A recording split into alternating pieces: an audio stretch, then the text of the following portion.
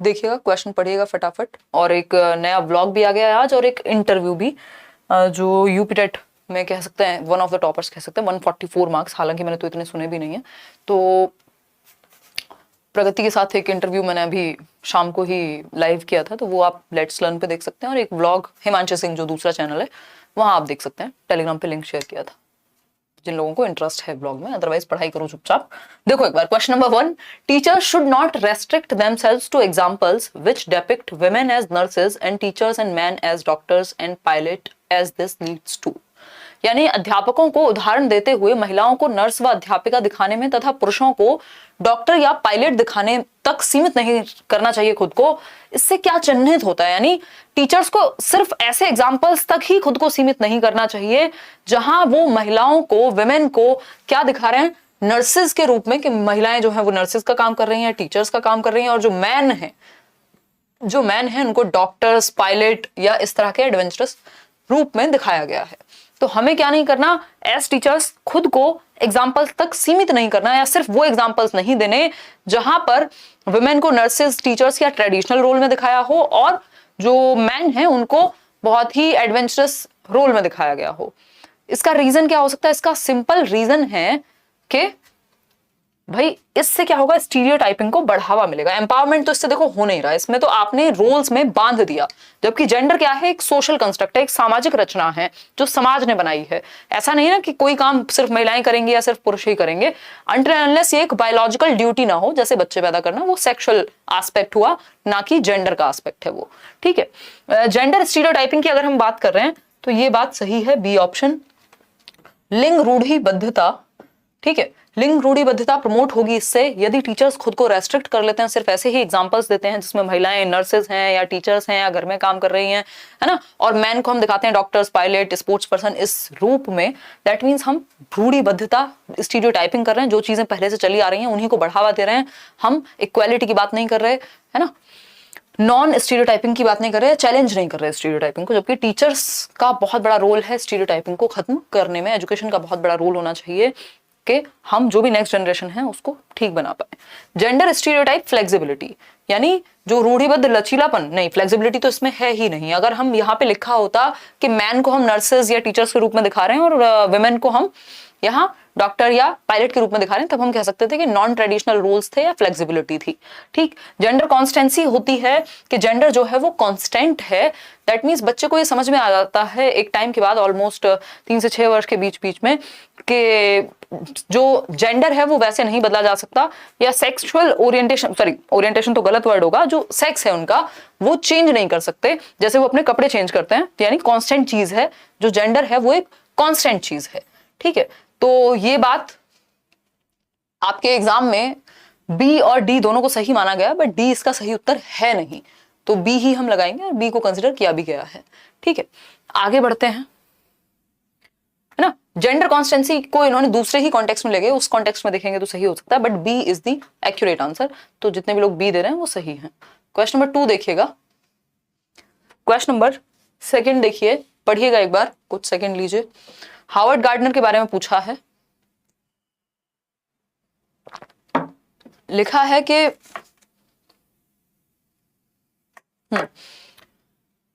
Howard Gardner's theory of multiple intelligence, यानी Howard Gardner के बहुबुद्धि सिद्धांत की अगर हम बात करते हैं, if a person has a skill of understanding the motives, feelings and behaviours of other people, she is said to have.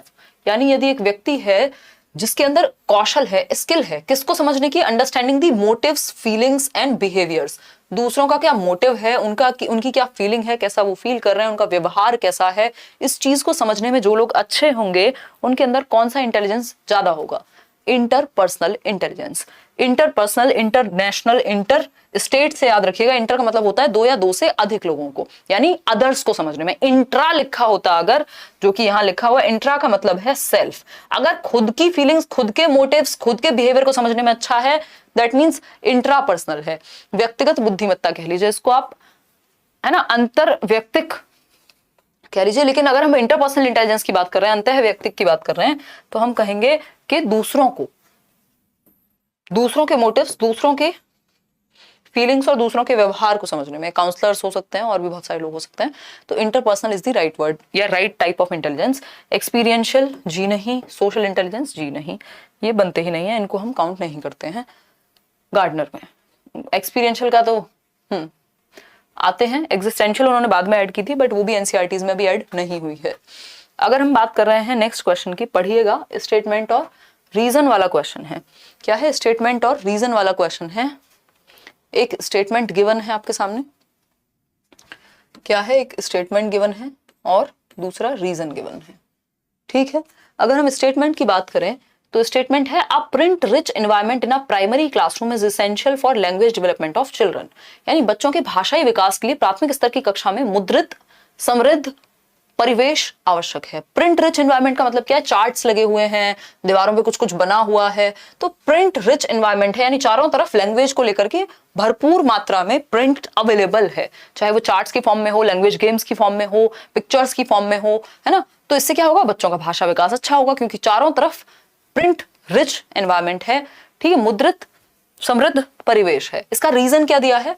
Emotions play an important role in learning, यानी जो इमोशंस होते हैं, जो संवेग हैं, जो हमारे इमोशंस हैं, वो महत्वपूर्ण रोल प्ले करते हैं लर्निंग में, है ना। अब ये वो वाली बात है ना कि पूरी रामायण खत्म हो गई और पूछा कि ये क्या था, वो क्या था, मतलब बात कहीं और चल रही है, ये ऑप्शन में आंसर कुछ और दे रहे हैं। तो रीजन इसका ये बनता ही नहीं है कि emotions play an important role in learning. हाँ, बात तो सही है, लेकिन क्या ये इस ए का सही रीजन है? ए के बारे में तो ये बिल्कुल बात भी नहीं कर रहा। बात हो रही थी लैंग्वेज की, इन्होंने बात कर दी इमोशंस की। यहाँ प्रिंट रिच एनवायरनमेंट से इमोशंस का क्या संबंध है? तो 62% लोग जो कह रहे हैं कि ए ऑप्शन है, बिल्कुल ही गलत है पूरी तरह से, है ना। सिर्फ बी यानी सिर्फ 26% लोग सही आंसर दे रहे हैं इसमें। देख रहे हो आप अपनी हालत है? देखो, both A and R are true but R is not the correct explanation of A. यानी ए और बी या ए और आर, यानी असर्शन जो स्टेटमेंट है और जो रीजन है, इसका जो तर्क है, दोनों सही हैं, लेकिन जो आर है वो सही व्याख्या नहीं करता ए की। दैट मीन्स इंडिपेंडेंटली अगर सिर्फ इस स्टेटमेंट को देखूं तो ये सही है कि इमोशंस लर्निंग में इंपॉर्टेंट रोल प्ले करते हैं, बिल्कुल सही बात है।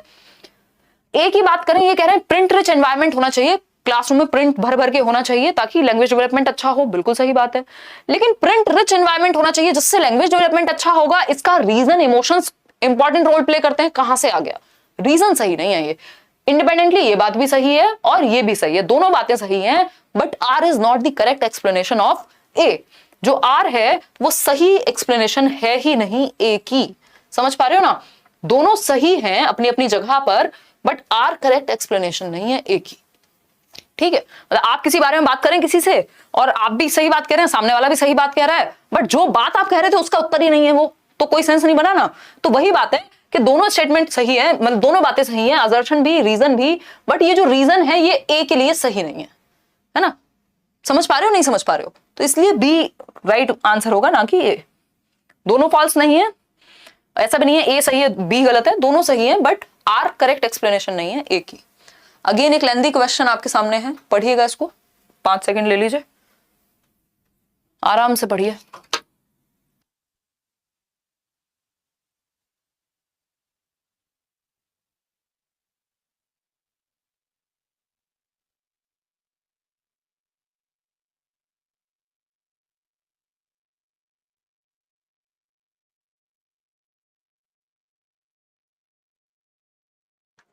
देखिएगा, 78%, 51% लोग कह रहे हैं बी ऑप्शन।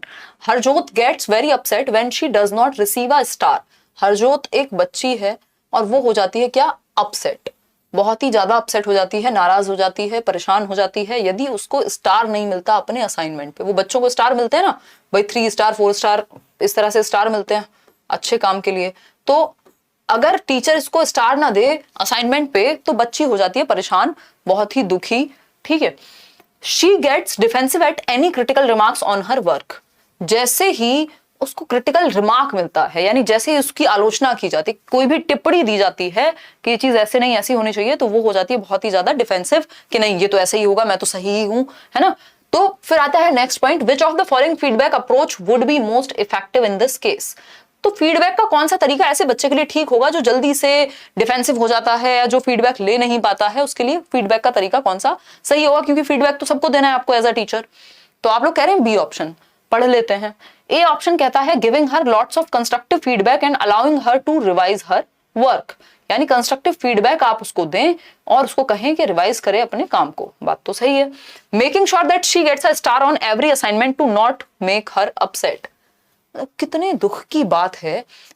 बिल्कुल पढ़ना लिखना छोड़ चुके हैं आप लोग। बी ऑप्शन कैसे सही हो सकता है? मतलब अगर बच्चे को आदत हो गई है स्टार की तो आप उसको स्टार देंगे और उसको कभी गलती बताएंगे ही नहीं, है ना, वो खुश रहे, बस ये आपका उद्देश्य है। कम से कम बात तो देखो लॉजिकल हो रही है कि नहीं हो रही है। बच्चे की भलाई इसमें थोड़ी, अगर उसको स्टार पसंद है तो सिर्फ स्टार दे दो, फिर तो जिद करके कुछ भी हो जाएगा। ठीक है, अगर हम बात करें making sure that she gets a star on every assignment to make her upset, ये बात कतई गलत होगी। यह सुनिश्चित करना कि उसके हर प्रदत्त कार्य में सितारा मिल जाए जिससे वो परेशान ना हो, तो ये तो मनमानी हो गई और ये सही भी नहीं है। यहाँ पे स्टार का मतलब क्या है? जब सही काम किया जाए तभी तो देंगे। रिवॉर्ड की अगर हम बात कर रहे हैं तो giving her lots of constructive feedback and allowing her to revise her work, रचनात्मक प्रतिपुष्टि दो कि अच्छा इसको थोड़ा सा ऐसे कर लो, इसको हल्का सा ऐसे कर लो, कुछ एक्टिविटी दे दो उसको जिससे वो चीज अपने आप सुधर जाए। फिर भी पढ़ लेते हैं, हो सकता है इससे अच्छा ऑप्शन अवेलेबल हो। सी ऑप्शन कहता है making sure that she does not get a star और any other reward on any assignment. अब ये थोड़ी कि बच्चों को अब आप पनिशमेंट दे देंगे कि स्टार नहीं तो पनिशमेंट दे दो कि उसको कभी स्टार मिलेगा ही नहीं।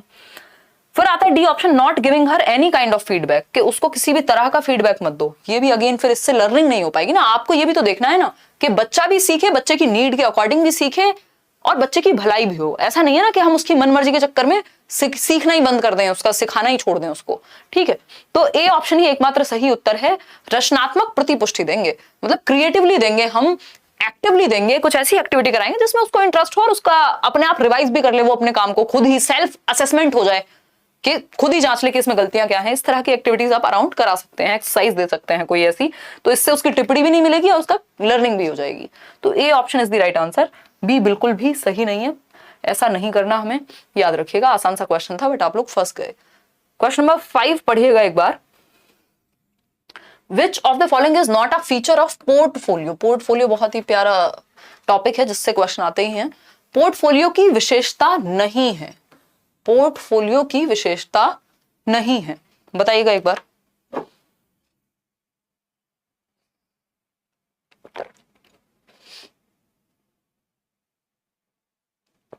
क्लियर नहीं दिख रहा है, अर्चना कह रही हैं। अर्चना बिल्कुल क्लियर है, यहां से आप 1080p पे भी देख सकते हैं। HD क्वालिटी अगर आप लगाते हैं अपने सेटिंग्स में जाकर के और क्वालिटी इंक्रीज कर लीजिएगा, बिल्कुल क्लियर दिखेगा। ऐसी पॉसिबिलिटी नहीं है कि क्लियर ना दिखे। फोन को लिटा लीजिए थोड़ा सा। देखिए, अगर हम बात करते हैं तो 56% या 64% लोग डी कह रहे हैं। चलिए समझेंगे। पोर्टफोलियो की विशेषता नहीं है।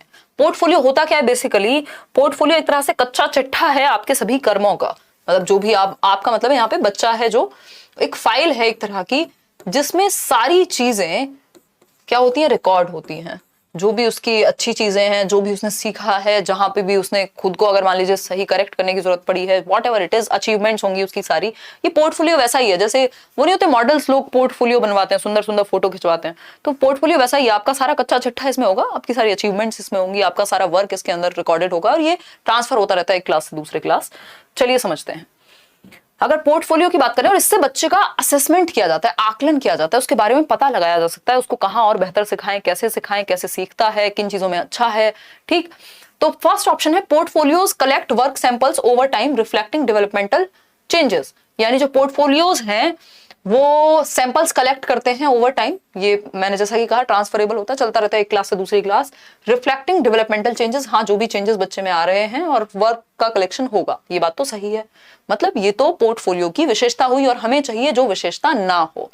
फिर आता है B option, portfolios involve students in design collection and evaluation. बिल्कुल सही बात है कि पोर्टफोलियो बच्चों को इन्वॉल्व करते हैं डिजाइन करने में, नई चीजें कलेक्ट करने में, डेटा जो है उसके बारे में और इवैल्यूएट करने में।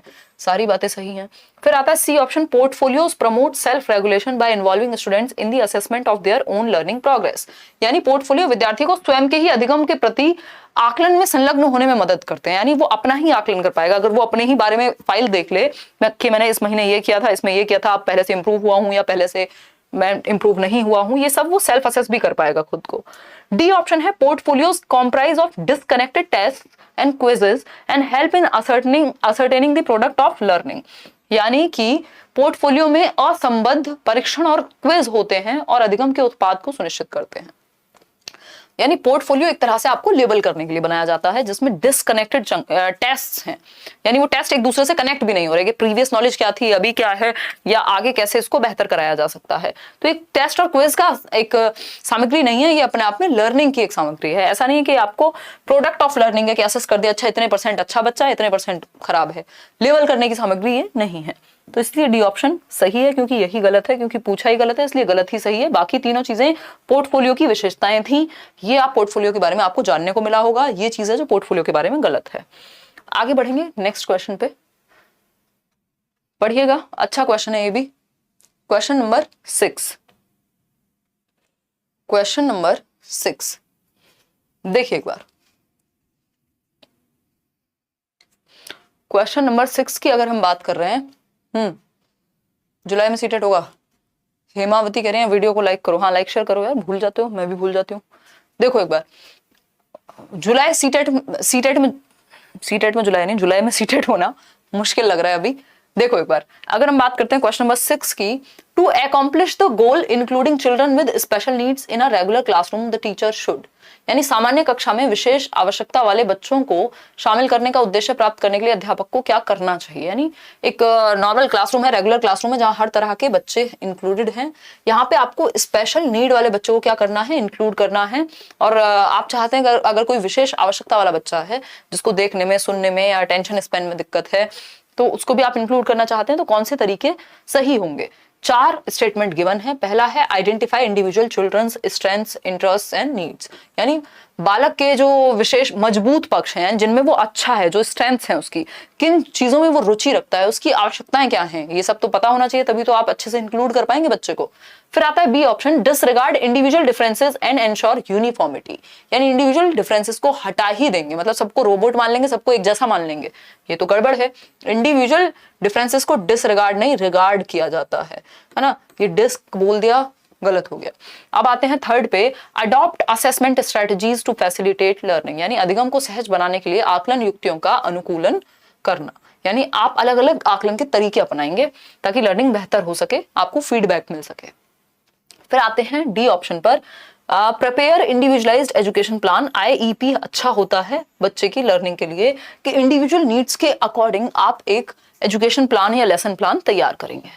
ठीक है बात, तो देखते हैं, फर्स्ट यहां सही है, थर्ड यहां सही है, फोर्थ यहां सही है। फर्स्ट, थर्ड और फोर्थ, ये सी ऑप्शन आपका सही है, क्योंकि सेकंड सही नहीं था कि आप इंडिविजुअल डिफरेंसेस को डिसरिगार्ड ही कर दें, तो इसलिए सेकंड तो सही था ही नहीं। दूसरा, सिर्फ ये दोनों ही सही नहीं है, बाकी भी सही है। तो आंसर क्या हुआ, सी ऑप्शन है ना। आप लोगों ने क्या दिया था आंसर, सही दिया था कि गलत दिया था? एक मिनट, लेट मी चेक, एक मिनट रुको। सी 62%, चलिए बहुत बढ़िया, आप लोग बढ़िया उत्तर दे रहे हैं। चलिए आगे बढ़ते हैं। अब आते हैं क्वेश्चन नंबर 7 पर, पढ़िएगा एक बार। क्वेश्चन नंबर 7 है sensitivity to light sound, light के प्रति, यानी कोई लाइट अगर ऑन है या कलर अलग है तो बच्चे का ध्यान जाता है, कोई अलग सी साउंड होती है तो उसका ध्यान जाता है, टच अगर उसको कर रहे हैं तो, एंड या वो किसी चीज को टच करे तो, एंड अदर सेंसरी इंफॉर्मेशन, यानी जो सेंसेस हैं उनके प्रति वो काफी सक्रिय है। Impaired verbal and non verbal communication, यानी ठीक से बात नहीं कर पाता, कम्युनिकेट ठीक से अपनी बात को नहीं कर पाता। ओवर डिपेंडेंसी ऑन रूटीन्स, जो रूटीन है अगर वो थोड़ा सा भी इधर उधर होता है या उसकी सराउंडिंग में थोड़ा बहुत चेंज होता है, मान लीजिए ये सामान यहाँ रखा हुआ है, उसको उठा के कहीं और रख दिया, तो वो हो जाएगा परेशान। ठीक है, आई कॉन्टेक्ट क्या करेगा, अवॉइड करेगा। आई कॉन्टेक्ट क्या करेगा, अवॉइड करेगा, और मतलब आंखों में आंखें डाल के ऐसे बात नहीं करेगा शाहरुख खान की तरह। तो क्या होगा, ये प्राइमरी कैरेक्टरिस्टिक किसका है, मतलब ये जो मुख्य विशेषता है ये किस एक प्रॉब्लम की फीचर्स हैं, या मैं कहूं किस एक प्रॉब्लम के साइंस हैं, है ना, सिम्टम्स हैं एक तरह से, ये बताइएगा एक बार। 66% लोग कह रहे हैं सी ऑप्शन, बिल्कुल सही उत्तर दे रहे हैं आप। देखो, हियरिंग इंपेयरमेंट इसलिए नहीं है क्योंकि सिर्फ वर्बल कम्युनिकेशन में प्रॉब्लम है, ऐसा नहीं है, और भी बहुत सारी चीजें हैं। यहाँ ऐसा नहीं बताया गया कि बच्चे को सुनने में कहीं भी कोई भी समस्या हो रही है इसलिए कम्युनिकेशन में प्रॉब्लम है। ठीक, और भी बहुत सारे लक्षण हैं। हियरिंग इंपेयरमेंट नजर नहीं आ रहा। इंटेलेक्चुअल डिसेबिलिटी, ID, ऐसा भी नहीं है कि IQ इसका कमजोर है, ऐसी भी बात नहीं हुई कि कुछ समझ नहीं आता हो। ऑटिज्म स्पेक्ट्रम डिसऑर्डर है ASD, स्वालीनता स्पेक्ट्रम ASD, इसमें क्या होता है, बच्चा स्टीरियोटिपिकल बिहेवियर करता है। स्टीरियोटिपिकल मतलब रेपिटेटिव बिहेवियर, सेम चीज रिपीट होगी, बार बार सेम बात बोलेगा और आई कांटेक्ट नहीं करेगा। जैसे वो याद कर लीजिए एग्जैक्टली उसमें कौन सा डिसऑर्डर है वो तो याद करना पड़ेगा। माय नेम इज खान में तो वो शाहरुख खान है, वो देख के बात नहीं कर रहा, आई कांटेक्ट नहीं करेगा, है ना। तो ऑटिज्म में क्या होता है, आई कांटेक्ट नहीं करता बच्चा, कम्युनिकेट करने में प्रॉब्लम होती है, सेम चीज बार बार रिपीट करता है, थोड़ा सा भी साउंड या अचानक से कहीं टच या फिर लाइट ऑन होती है या कुछ भी इस तरह की चेंजेस होंगे उसकी सराउंडिंग में तो वो डिस्टर्ब फील करेगा। तो ये ऑटिज्म के लक्षण हैं, ठीक है जी। विजुअल इंपेयरमेंट नहीं, यहाँ ये बात नहीं हो रही कि देखने में समस्या है कोई बच्चे को, ठीक है जी। 11:30 क्लॉक था टाइम है क्लास का। नहीं मोनिका 9:30 होता है, इतनी रात को कराओगे क्लास, कैसे चलेगा। सीटेट कब स्टार्ट होगा? सीटेट थर्सडे फ्राइडे होती है ना मेरी क्लास, बाकी टीचर्स की आपकी डेली होती है, कल होगी सीटेट के बैच में 7:30।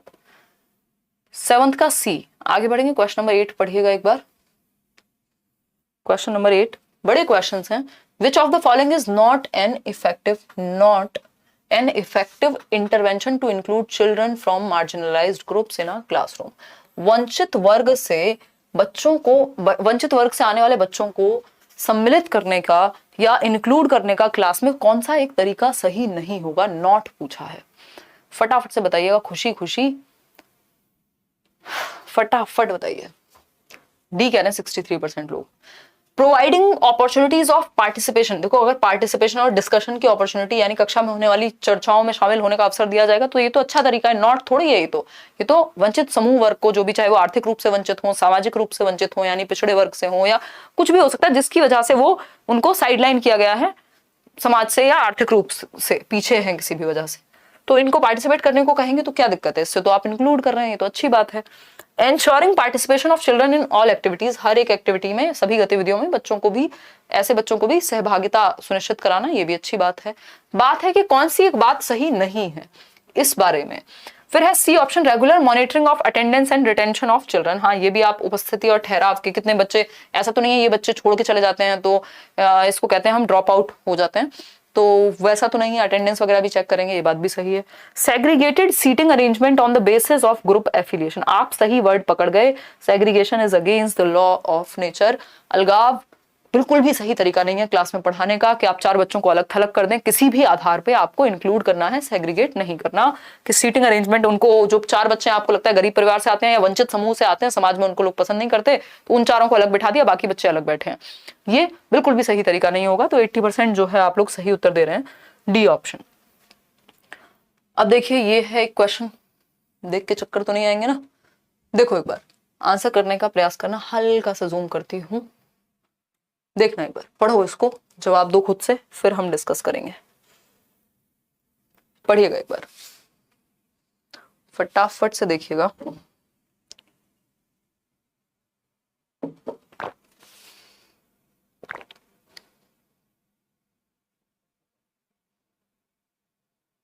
मैच करना है basically, match the following. D option कह रहे हैं 63% लोग। चलिए देखते हैं।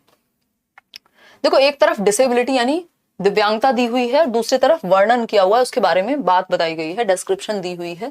तो ये डिसेबिलिटी इस डिस्क्रिप्शन से मैच होती है कि नहीं, और कौन सी डिसेबिलिटी किस डिस्क्रिप्शन से मैच होती है, यानी किस डिसेबिलिटी के बारे में किस बॉक्स में किस नंबर पे सही लिखा है, ये मैच करना है। ये बहुत फेवरेट तरीका है, पहले से ही केवीएस से लेके डी+B से लेके हर जगह पे इस तरह के क्वेश्चंस पूछे जाते रहे हैं, आजकल सीटेट में भी पूछे जाने लग गए हैं। ये मैच करना वाले जो क्वेश्चंस होते हैं, इसमें बेसिक क्वेश्चन में भी गलती हो जाती है। आप लोग कह रहे हैं डी ऑप्शन कह रहे हैं 71% लोग। चलो अभी करेंगे बात, चेक कर लेते हैं। डिस्फेजिया, डिस्फेजिया आपको सिंपल पता है कि जहां पे कॉम्प्रीहेंशन में या बोलने में, कम्युनिकेट करने में या समझने में, तो कहां है difficulty in carrying out task, नहीं ये तो डिस्प्रेक्सिया हो जाएगा। Language disorder, yes dysphagia is a language disorder. तो लैंग्वेज डिसऑर्डर है जहां पे कम्युनिकेशन स्किल्स बच्चे की अफेक्ट होती हैं और कॉम्प्रिहेंशन एबिलिटीज यानी समझने की क्षमता में, भाषा को समझने की और संप्रेषण में दिक्कत होती है। तो फर्स्ट का हो गया 4। फर्स्ट का 4 किस किस ऑप्शन में है, सिर्फ 2 ही ऑप्शन बचते हैं, या तो बी होगा या तो डी होगा, अपने आप ही हट गए बाकी के 2 ऑप्शन। यही तरीका होता है सही इसको सॉल्व करने का। पहले ऑप्शन से मैच किया और देखा ये कौन से ऑप्शन में, भाई फर्स्ट का 4th होना चाहिए, तो ये दोनों तो ए और सी तो अपने आप हट गए, सिर्फ बी और डी बचे। अब नेक्स्ट और मैच कर लेते हैं, ठीक है। डिस्प्रेक्सिया, प्रेक्सिया अभी हम पढ़ रहे थे कि मोटर स्किल्स में, फाइन मोटर स्किल्स और काइनेस्थेटिक कोऑर्डिनेशन में दिक्कत है। मैंने आपको बताया डिस्प्रैक्सिया क्या होता है, जब आपको मोटर स्किल्स में प्रॉब्लम हो, टाई लगाने में, लेसेस बांधने में, पेन पकड़ के लिखने में, तो मोटर स्किल्स यानी आपकी गति समन्वयन में दिक्कत है। तो बी का हो गया फर्स्ट, बी का फर्स्ट सिर्फ यहीं पे है, सिंपल आंसर हो गया। यहाँ पे थर्ड है तो ये तो आंसर हो नहीं सकता। फिर भी मैच कर लेते हैं आपकी सुविधा के लिए। डिसकैलकुलिया होता है कैलकुलेशन संबंधी दिक्कत, कैलकुलेशन आपके आंखों के सामने है ना, सी का थर्ड ही होगा, ये बात भी सही है। और डी में डिस्ग्राफिया, ये राइटिंग संबंधी डिसऑर्डर है, तो राइटिंग आपका ये रहा सेकंड, तो ये हो गया सेकंड। ठीक है भाई, D option is the right answer. आप लोग सही उत्तर दे रहे थे। आगे बढ़ेंगे, क्वेश्चन नंबर 10 देखिएगा। क्वेश्चन नंबर 10 देखिएगा, पढ़िएगा इसको, हल्का सा एफर्ट डाल के पढ़िए, ले लीजिए कुछ सेकंड का समय। मजा आ रहा है क्वेश्चंस करने में या ज्यादा लेंदी लग रहे हैं? हाँ, मेघा राठी बहुत रेनबोज बना के भेज रही हैं आप, हैं? कहाँ से लाते हो ये rainbows? How can a teacher foster creative thinking, यानी जो अध्यापक है अध्यापिका है वो रचनात्मक चिंतन को कैसे पोषित कर सकते हैं। क्रिएटिव थिंकिंग मतलब कुछ नया सोचना, है ना, क्रिएटिव थिंकिंग मतलब कुछ नया सोचना। ठीक है जी, कुछ नया सोचना। तो हम कह सकते हैं by keeping constant surveillance on learners, यानी बच्चों पे निगाह रखना कांस्टेंट। तो ये तो क्रिएटिविटी का कंट्रोल थोड़ा ना होता है, क्रिएटिविटी से मतलब कंट्रोल रखोगे तो क्रिएटिविटी बढ़ जाएगी, ऐसा तो नहीं है। By expecting nothing less than perfection from every learner, अब इससे क्या होगा, जो परफेक्ट नहीं कर पा रहा वो भी दिक्कत में। By providing learners opportunities in different ways, creativity में आपको जरूर ज्यादातर ऑप्शंस में मिल जाएगा डिफरेंट वेज, यानी डाइवर्जेंट थिंकिंग, यानी अपसारी सोच, डिफरेंट सॉल्यूशंस किसी प्रॉब्लम के। अब आते हैं डी ऑप्शन पे, bye selecting very difficult activities. ये कोई सेंस नहीं बनता कि सिर्फ मुश्किल एक्टिविटीज आप दे दें, तो सी ऑप्शन ही सही है। आप लोग 89% लोग आंसर दे भी पा रहे हैं, बिल्कुल सही। आगे बढ़ेंगे क्वेश्चन नंबर 11 पे। 50% काम आज का खत्म हो चुका है। पढ़िएगा एक बार और आंसर दीजिएगा पोल में।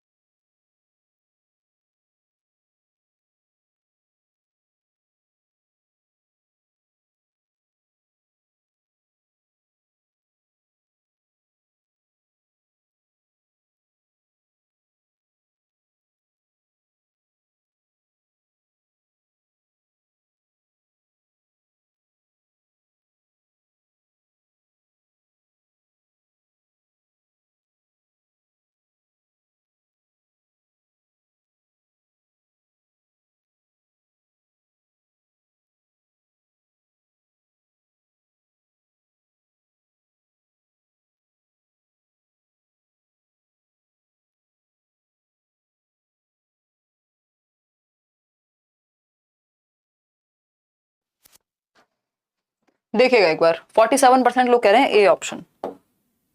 देखना, what sequence a child should adopt while solving a problem, यानी क्या सीक्वेंस होना चाहिए प्रॉब्लम सॉल्विंग का। ये अच्छा क्वेश्चन है। समस्या समाधान का क्रम क्या हो, जब आप प्रॉब्लम सॉल्व कर रहे हैं पहले क्या और बाद में क्या। अगर हम बात करते हैं तो आप लोग ज्यादातर लोग कह रहे हैं ये ऑप्शन, जो कि सही भी है। Identifying the problem, hypothesising, testing the hypothesis and then data collection, यानी समस्या की आप सबसे पहले पहचान करेंगे। प्रॉब्लम सॉल्व तो तब करेंगे ना जब पता हो कि प्रॉब्लम है क्या, आइडेंटिफाई तो करें आप प्रॉब्लम क्या है। फिर आती है परिकल्पना, यानी आप हाइपोथेसाइज करेंगे कि इसके पॉसिबल सॉल्यूशंस या क्या हो सकते हैं, या पॉसिबल रीजंस क्या हो सकते हैं। फिर जो हाइपोथेसिस आपने बनाई है कि ये सॉल्यूशन इसके निकल सकते हैं, उनको टेस्ट करेंगे एक एक करके, और फिर डेटा कलेक्ट करेंगे कि क्या हुआ और क्या किस एक हाइपोथेसिस से क्या रिजल्ट निकला। बात तो सही है। फिर भी आते हैं, पहले डेटा कलेक्शन नहीं हो सकता, पहले तो आइडेंटिफाई करोगे या प्रॉब्लम को समझोगे, डिफाइन करोगे।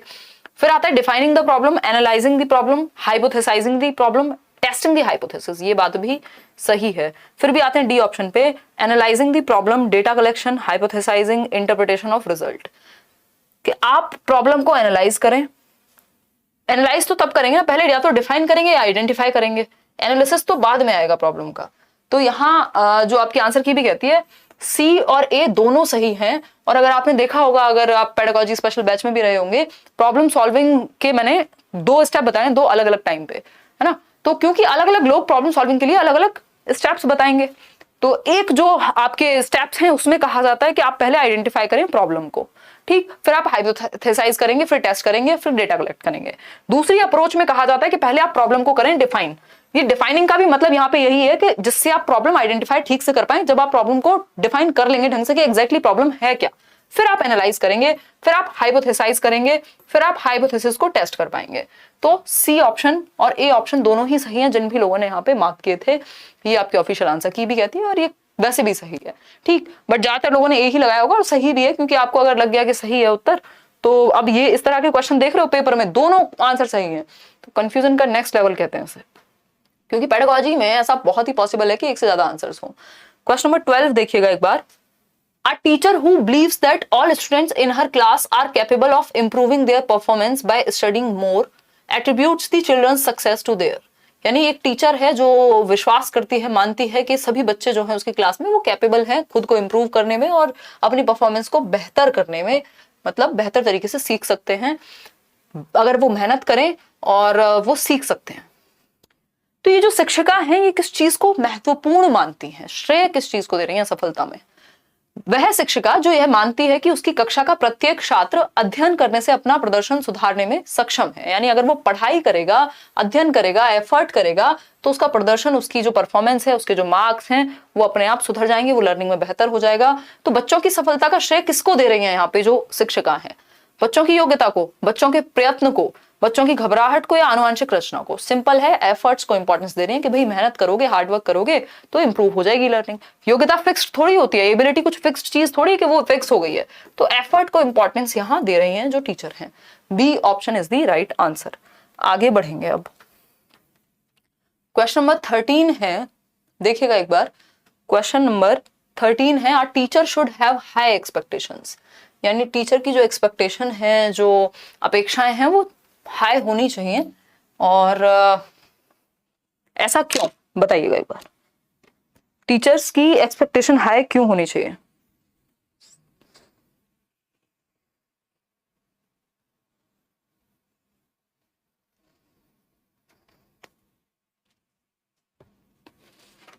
बी कह रहे हैं 86% लोग। Only from the bright students, यानी केवल प्रतिभाशाली बच्चों से ही हाई होनी चाहिए, या सभी बच्चों से irrespective of their gender and class, या वो किस वर्ग से आते हैं और क्या उनका लिंग है, सभी बच्चों से हाई होनी चाहिए। क्योंकि टीचर की एक्सपेक्टेशन का फर्क पड़ेगा बच्चों पे। अगर आप हाई एक्सपेक्टेशन रखेंगे कि आप कर सकते हो ज्यादा, तभी तो वो बच्चा भी खुद पे एफर्ट करेगा ना। अगर आप कहीं हाँ जितना हो गया ठीक है, ठीक, तो वो चल नहीं पाएगा मामला, ठीक है। तो from all students irrespective of their gender and class, चाहे वो लड़की हो, चाहे वो लड़का हो, चाहे वो किसी भी वर्ग से आते हो, गरीब परिवार से हो, अमीर से हो, कोई और क्लास हो, कुछ फर्क नहीं पड़ता। आपकी एक्सपेक्टेशन हाई होनी चाहिए कि वो और अच्छा करे आगे चल के, ठीक। ऐसा नहीं है सिर्फ ब्राइट स्टूडेंट्स से ही हाई होंगी जो अच्छे हैं पढ़ने में, या फिर सबसे होंगी, बस स्पेशल कैटेगरी वाले बच्चों से हाई नहीं होंगी। भाई वो अपने एबिलिटी से और आगे जाने की क्षमता रखते हैं, तो हाई तो हर किसी से होनी चाहिए, सीख तो वो भी सकते हैं। From boys and girls in different areas such as in mathematics from boys and in languages from girls. ऐसा नहीं है, ये लिंग रूढ़िबद्धता हो जाएगी, स्टीरियोटाइपिंग हो जाएगी कि मैथ्स में लड़कों से और आर्ट्स में लड़कियों से, या लैंग्वेज में लड़कियों से। तो B option is the right answer, सबसे हाई होनी चाहिए no matter what. Question number 14 देखिएगा एक बार। Which framework proposes that learning is active and takes place in cultural context? यानी कौन सा एक फ्रेमवर्क है जो मानता है कि जो लर्निंग है वो एक्टिव है और कल्चरल कॉन्टेक्स्ट में होती है। यानी अधिगम एक सक्रिय एवं सामाजिक प्रक्रिया है। यानी बच्चा अगर एक्टिव होगा और सोशली ग्रुप्स में सीखेगा या समाज के साथ इंटरेक्शन में सीखेगा तो बेहतर लर्निंग होगी। सामाजिक सांस्कृतिक परिप्रेक्ष्य। बिहेवियरिस्ट तो स्टिमुलस रिस्पॉन्स की बात करते हैं, इंफॉर्मेशन प्रोसेसिंग कंप्यूटर की तरह देखती है व्यक्ति को। कंस्ट्रक्टिविस्ट लोग हैं जो मानते हैं ऐसा, बट कंस्ट्रक्टिविस्ट में भी सोशियो कंस्ट्रक्टिविस्ट लोग हैं, क्योंकि कंस्ट्रक्टिविज्म में हम दो प्रकार से पढ़ रहे हैं चीजें। एक है रेडिकल कंस्ट्रक्टिविज्म जिसमें प्याजे आते हैं, है ना, जो सोशल इंटरेक्शन की बहुत ज्यादा बात नहीं कर रहे, जबकि दूसरा है सोशल कंस्ट्रक्टिविस्ट जिसमें वाइगॉस्की आएंगे। वो कहेंगे समाज और संस्कृति के माध्यम से बच्चा सीखेगा, तो ये वाइगॉस्की वाला ही संप्रदाय है। संरचनावाद में भी सामाजिक संरचनावाद, अगर ऑप्शन में सोशियो कंस्ट्रक्टिविस्ट नहीं होता तब हम डी के साथ जा सकते थे, तो A option is the right answer. आगे बढ़ेंगे नेक्स्ट क्वेश्चन पे। क्वेश्चन नंबर 15 देखिएगा। क्वेश्चन नंबर 15 देखिए, पीटर कहता है I fail because I am stupid and that means I will always fail. पीटर एक बच्चा है जो कहता है मैं असफल हूं क्योंकि मैं मूर्ख हूं, मैं स्टूपिड हूं इसलिए मैं फेल होता हूं, और क्योंकि मैं स्टूपिड हूं इसलिए मैं जीवन भर फेल होता रहूंगा। अब ये क्या है? कोई स्टूपिड है, मतलब बच्चे को मान लिया, बच्चे ने लग रहा है उसको स्टूपिड है ना। अब ऐसे देखा जाए तो हर कोई थोड़ा थोड़ा स्टूपिड तो होगा ही, है ना। तो ये तो मतलब कैसी सी बात हो गई, ये ऐसी बात हो गई कि बच्चे ने मान लिया क्योंकि मैं स्टूपिड हूं इसलिए मैं फेल होता हूं, मतलब रीजन ही गलत दे दिया खुद के फेलियर का, ठीक है। तो और जो ये सोच पा रहा है कि मैं स्टूपिड हूं, इसका मतलब वो स्टूपिड तो नहीं होगा, ठीक है। This is the case of divergent thinking. भाई डाइवर्जेंट थिंकिंग होता तो वो अलग अलग सॉल्यूशन सोचता। सेल्फ एक्चुअलाइजिंग, तो ये तो मतलब हाईएस्ट लेवल होता है सेल्फ एक्चुअलाइजेशन, इसमें स्टूपिड थोड़ी ना एक्चुअलाइज करेगा कोई। अचीवमेंट मोटिवेशन होता है, जब तक तोड़ेंगे नहीं तब तक छोड़ेंगे नहीं, मतलब अचीव किए बिना नहीं छोड़ेंगे। दशरथ मांझी वाला एग्जांपल है, डेविड मैक्लीलैंड और एटकिंसन का काम है उपलब्धि अभिप्रेरणा पे, ठीक है। आंसर होगा लर्नेड हेल्पलेसनेस। क्या है आंसर? D option. आप लोग कह रहे हैं 42% लोग सेल्फ एक्चुअलाइजेशन है।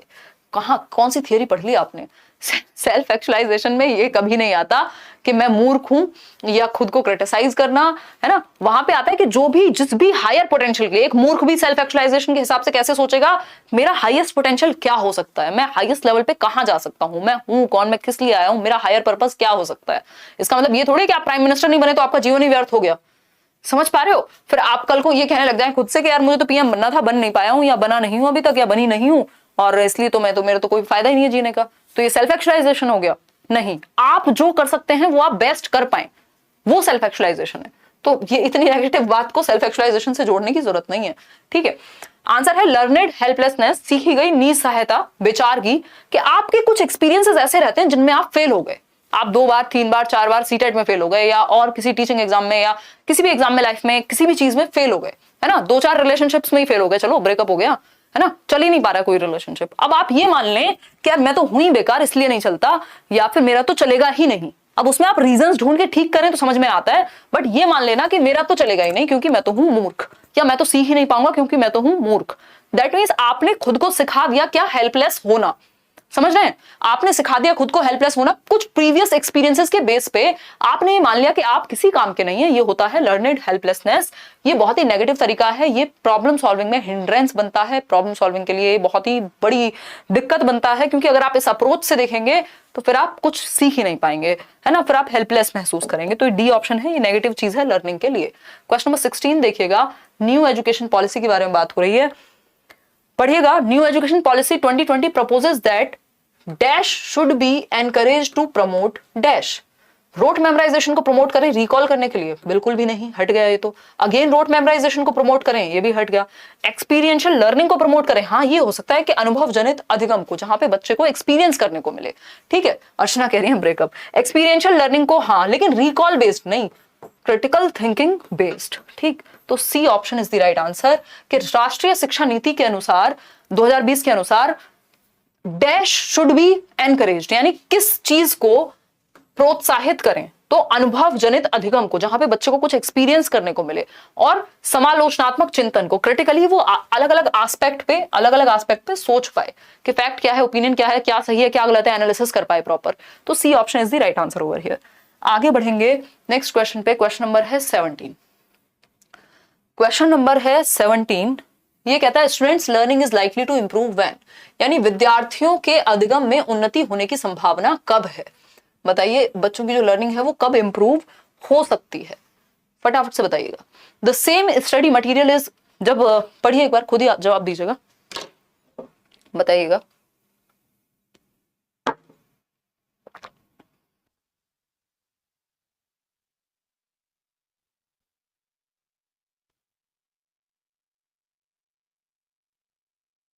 38% लोग कह रहे हैं बी ऑप्शन।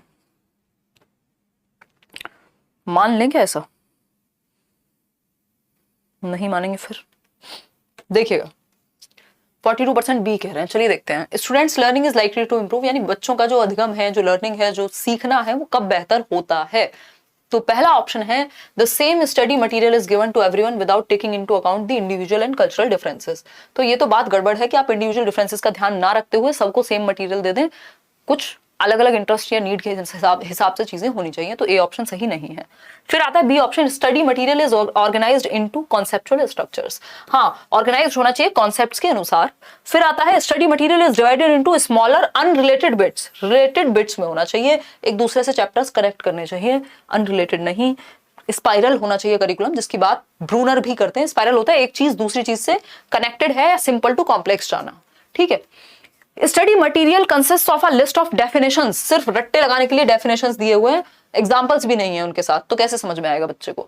तो बी ऑप्शन ही एकमात्र सही उत्तर है कि अध्ययन सामग्री को संकल्पनात्मक ढांचे में सुव्यवस्थित किया जाना चाहिए, यानी कॉन्सेप्ट्स एक दूसरे से जुड़े हुए हों, बच्चे को समझ में आए। ठीक है, मतलब हम 4,500 लोग देख रहे हैं, सिर्फ 3,000 लोगों ने लाइक किया है। रेशो बराबर करो भाई। क्वेश्चन नंबर 18 देखिएगा, सेकेंड लास्ट क्वेश्चन है, पढ़िएगा, बड़ा क्वेश्चन है, लेंदी है। Which of the following teachers would be most effective in maximizing academic learning time? यानी कौन से टीचर्स जो हैं वो सबसे ज्यादा प्रभावशाली होंगे। यहाँ पे 4 टीचर्स के एग्जाम्पल दिए हुए हैं, आपको पढ़ना है। सबसे बेहतर टीचिंग का या पढ़ाने का तरीका, पढ़ने का तरीका, सिखाने का तरीका किस टीचर का होगा इन 4 ऑप्शंस में से। आंसर कीजिएगा फटाफट, मैं साइड हो जाती हूँ। बताओ फटाफट।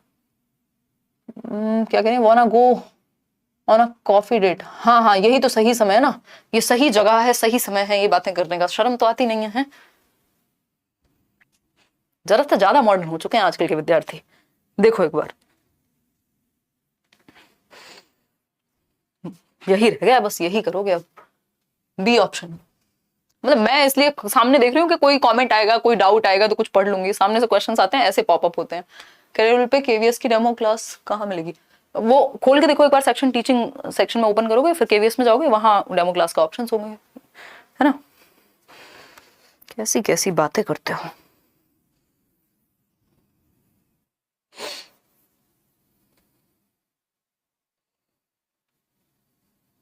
चले समझे। 48% लोग कह रहे हैं बी ऑप्शन। देखिए एक बार, कोई कह रहा है 18 का सी, वो भी डायमंड के एक सिंबल के साथ। चलिए समझते हैं। A teacher who focuses on classroom discipline, her students are reprimanded, मतलब बच्चों को डांटेंगी, फटकारेंगी, धमकाएंगी। भाई हिटलर थोड़ी चाहिए, टीचर चाहिए, गलत हो गया ये तो।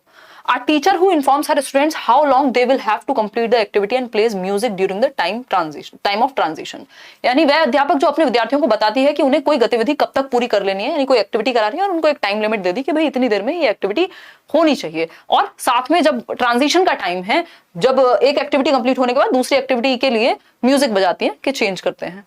ठीक। फिर आता है आपका थर्ड, मस्त क्लास चल रही है आजकल मैम। हाँ बिल्कुल मस्त ही होनी चाहिए संदीप जी, मेरी भी एनर्जी थोड़ी थोड़ी वापस आ गई है। चलिए आते हैं थर्ड, देखिए। A teacher who regularly starts one activity, stops it in favour of another, then returns to the first activity, यानी जो अध्यापक जो नियमित रूप से कोई एक गतिविधि करते हैं फिर दूसरी गतिविधि के लिए उसको रोक देते हैं, तो ऐसे तो इंटरप्शन हो जाएगा, एक एक्टिविटी भी पूरी नहीं होगी। फिर आता है D option, a teacher who requires his students to sit up straight and focus all the attention on copying from the blackboard. तो कॉपी कराने पे ब्लैक बोर्ड से ये कोई सही तरीका तो है नहीं। सबसे ज्यादा बच्चे कहाँ एक्टिव दिख रहे हैं आपको? सबसे ज्यादा बच्चे हैं एक्टिव यहाँ, है ना। उनको म्यूजिक सुनने में मजा भी आएगा ट्रांजिशन में। तो B option is the right answer. 56% लोग ही आंसर सही दे पा रहे हैं। आगे बढ़ते हैं क्वेश्चन नंबर 19 पे, है ना। क्वेश्चन नंबर 19 देखिएगा एक बार, ये प्लेलिस्ट मैंने बना दी है इसकी, ये जो आपकी सीरीज चल रही है। When a child fails in examination it means, यानी जब एक बच्चा परीक्षा में फेल होता है। ये बहुत ही क्लासिक क्वेश्चन है, 2011, 12, 13 में कभी ना कभी जरूर पूछा है सीटेट ने। रिपीटेड क्वेश्चन है, कुछ ना कुछ क्वेश्चन रिपीट होते ही हैं पेपर में, चाहे कितना भी पैटर्न चेंज हो जाए, इसलिए previous year is most important, है ना। ठीक। कई लोग तो वो इंटरव्यू डाला है प्रगति का, तो कई लोग तो कहना है अरे प्रीवियस ईयर था इसलिए 144 आ गए, है ना। आप खुद बैठ के एक बार वो प्रीवियस ईयर लगाइए और देखिए 144 आते हैं कि नहीं, ईमानदारी से, है ना। देखिए एक बार, अगर हम बात करें तो खैर कुल मिला के बात यह है कि एग्जामिनेशन में यदि कोई बच्चा फेल होता है, मतलब प्रीवियस ईयर की इंपॉर्टेंस को आप टाल नहीं सकते। देखो 60-70% तो वैसे भी किसी भी एग्जाम के लिए इंपॉर्टेंट है। ठीक। देखिए, अगर हम बात करते हैं फेल होता है अगर कोई बच्चा किसी एग्जाम में, इसका मतलब है the child did not memorise, याद नहीं किया था। याद कराना हमारा मुख्य उद्देश्य थोड़ी है, सिखाना है। द पेरेंट्स हैव फेल्ड, मतलब अभिभावक फेल हो गए। अच्छा, फिर है the child is not fit to study, बच्चा ही खराब है ना, पीस ही खराब आ गया। ऐसा नहीं होता, द सिस्टम हैज फेल्ड। यदि बच्चा फेल होता है तो व्यवस्था फेल होती है, जो सिस्टम आपने बनाया है वो कामयाब नहीं हो पाया, वो तरीके सही नहीं थे जिनसे बच्चे को सिखाया जाना चाहिए था। बेसिकली हम बच्चे की कमी नहीं ढूंढते बच्चे में, हम खुद के सिस्टम में, खुद के मेथड में कमी ढूंढते हैं। गौरव, उदय सर की क्लास लगवाएंगे यूट्यूब पे, डोंट वरी, है ना, मैं एक बार बात कर लूंगी सर से, हम लोग बात कर भी रहे थे कल परसों। D option is the right answer, यह व्यवस्था की असफलता है। बच्चा fail that means system fail, है ना। जो आपने पूरा तामझाम जोड़ा था साल भर में, दैट मींस वो कुछ हद तक असफल हुआ है, चाहे उसमें बच्चे की गलती हो ना हो। आप बच्चे में गलती ढूंढने की जगह खुद के सिस्टम में या मेथड में गलतियां ढूंढते हैं, ठीक है। असर्शन यानी एक स्टेटमेंट है, आज का क्लोजिंग क्वेश्चन है, और ये आपका फेवरेट क्वेश्चन भी है जिसमें ज्यादातर लोग गलतियां ही करते हैं, है ना। इसमें पता है आप लोग कब आंसर सही देते हो, जब ए एंड आर दोनों सही कहना हो, तो आप आंख बंद करके आंसर वही देते हो, चाहे क्वेश्चन कोई भी हो, आपने रट लिया है, बिल्कुल दिमाग में बिठा लिया है कि हमें वो आंसर करना है जिसमें A and R both are true. Simple, बात ही खत्म, किस्सा ही खत्म। मेरा नाम ले लीजिएगा, माधव कुमार नाम ले लिया आपका, आ जाइए।